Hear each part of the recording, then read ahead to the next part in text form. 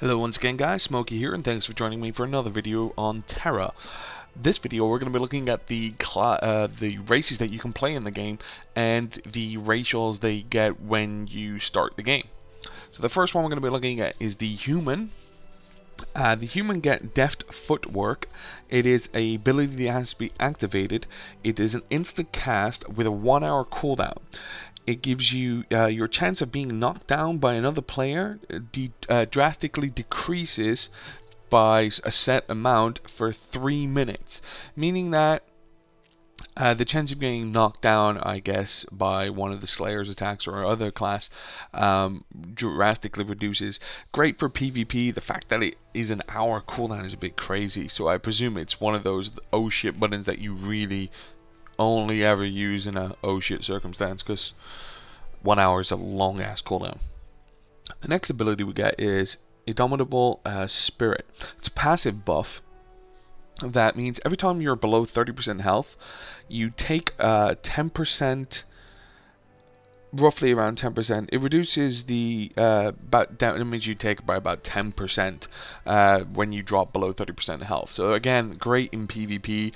It also, I believe, is a great ability if you want to make them a tank, because that, you know, it's like a cooldown, built-in cooldown into your character, meaning that you'll take less damage when you drop below 30% health. The next one is Resilience of Body.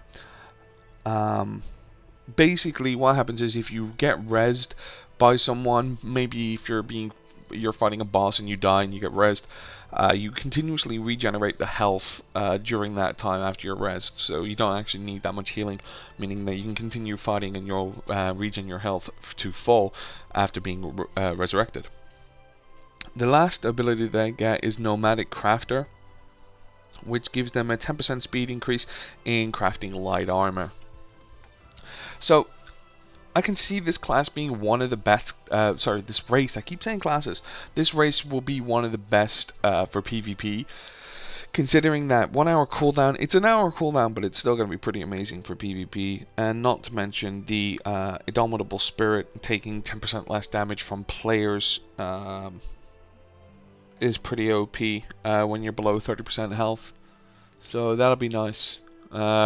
Moving on, we're going to be looking at the Castanic next. So, the Castanic. The Castanic's first one we're looking at is Skirmish Running. It's an instant ability, 30-minute cooldown. Your speed is increased by 30 for 2 minutes, but resistance to knockdowns reduced by 20%. Effect ends when knocked down. So this increases your speed by 30. I believe that is attack speed.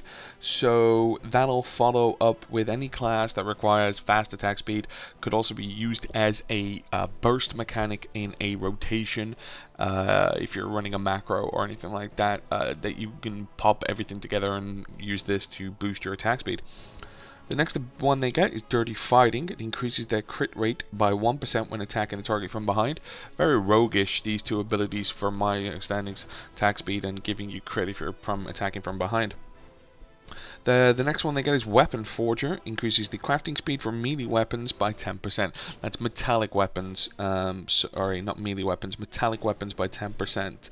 The final ability they get is Light Landing. Decreases their falling damage by 50%.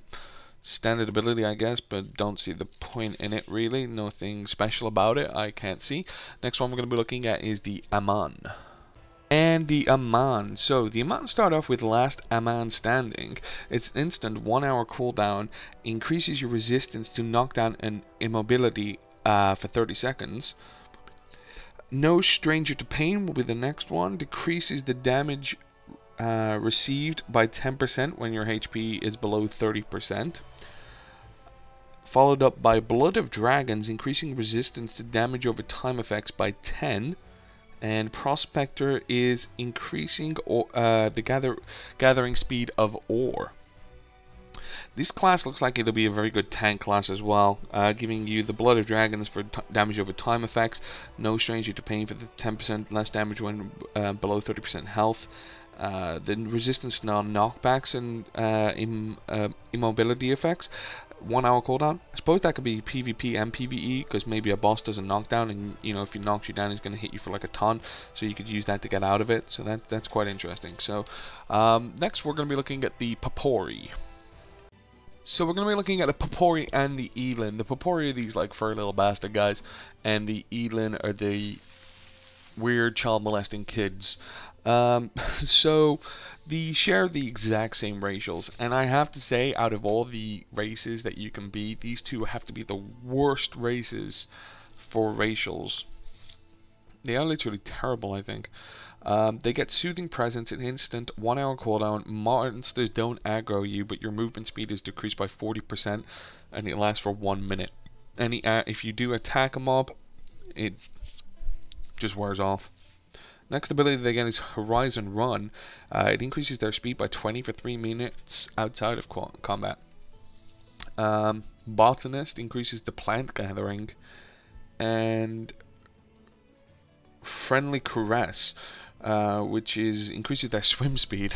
So yeah, they pretty much suck for racial abilities. I definitely won't be playing a Papori or an Elin when the game officially comes out, but we will be looking at them later on in the videos and when I get a chance to play them. Next we're going to be looking at the Baraka. So, the Baraka. The Baraka start with Ancient Wellsprings. It replenishes your HP by tapping magic from a Beyond Age. That is a mind-boggling 2 hour cooldown, but it does refresh your entire HP to full, so it is a great oh shit cooldown, but 2 hours is a crazy cooldown. Two hours, man. That is ridiculous. Next one is Infatigable. Your stamina doesn't ever drop below 20%. Next one is Gather No Moss, increases your resistance to immobility by 10. And finally we finish up with Time Lost Techniques, increases their crafting speed for magical weapons. So these guys are crazy looking dudes. They are asexual as well, and they seem to, I don't know, they can produce babies out of them. They look like dudes, but they have no female version of them.